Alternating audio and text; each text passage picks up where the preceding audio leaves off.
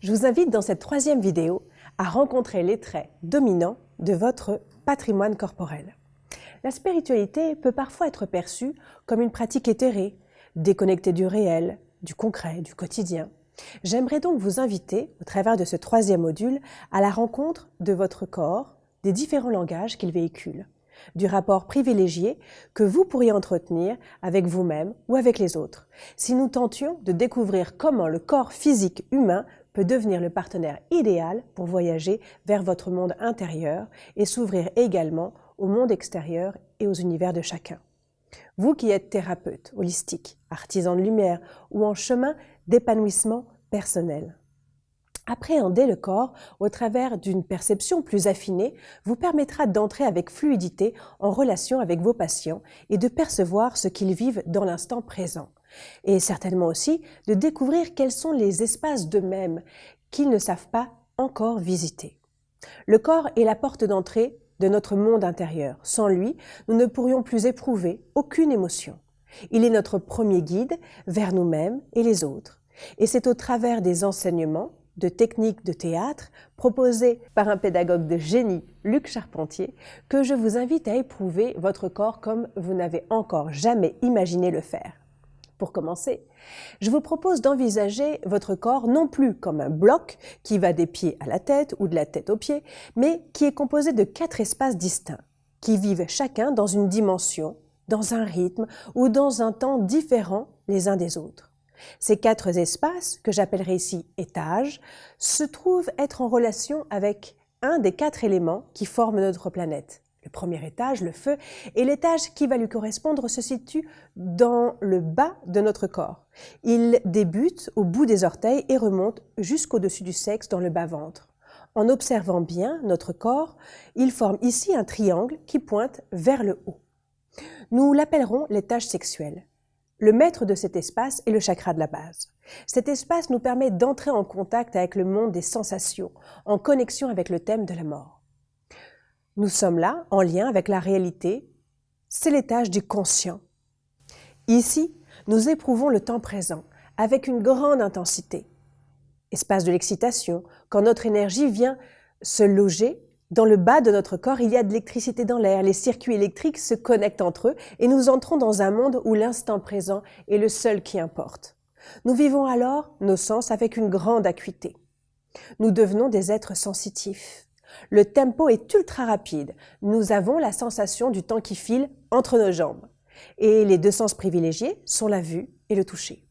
Le deuxième étage, la terre, l'étage qui va lui correspondre est le soma, situé dans le corps entre le bas du ventre et le nombril.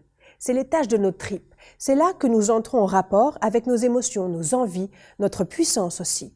La densité de la terre est la plus forte parmi les 4 éléments.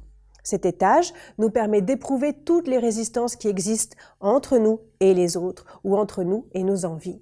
C'est en les rencontrant pleinement et en les dépassant que nous arrivons parfois à nous libérer et à gagner ainsi notre autonomie. Si vous venez loger votre énergie à cet étage, vous devenez des êtres sensoriels. La sensorialité, c'est la capacité d'éprouver et de faire éprouver à travers nos sens. Le sens privilégié est le goût. Nous entrons alors dans la perception. Nous sommes là en lien avec notre supraconscient. Cet espace est celui du thème de la liberté. Le tempo est lent. On voyage dans notre profondeur, dans notre monde intérieur. Le maître de cet étage est le hara. C'est le siège de notre puissance dans le corps. L'antichambre du soma est l'étage sexuel.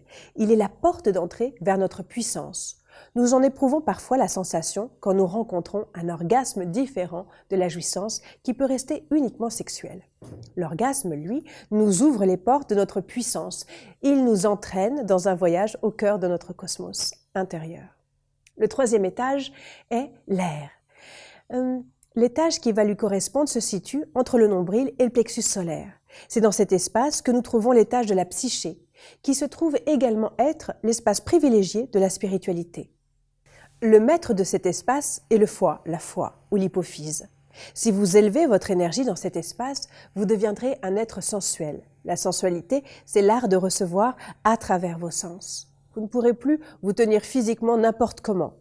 Le corps trouve alors un certain maintien qui reste toutefois léger et aérien, poussé assez loin. Vous aurez la sensation que votre corps est un bateau à voile et qu'il ne se déplace que par le souffle du vent sur sa voilure. Nous sommes là en lien avec notre subconscient.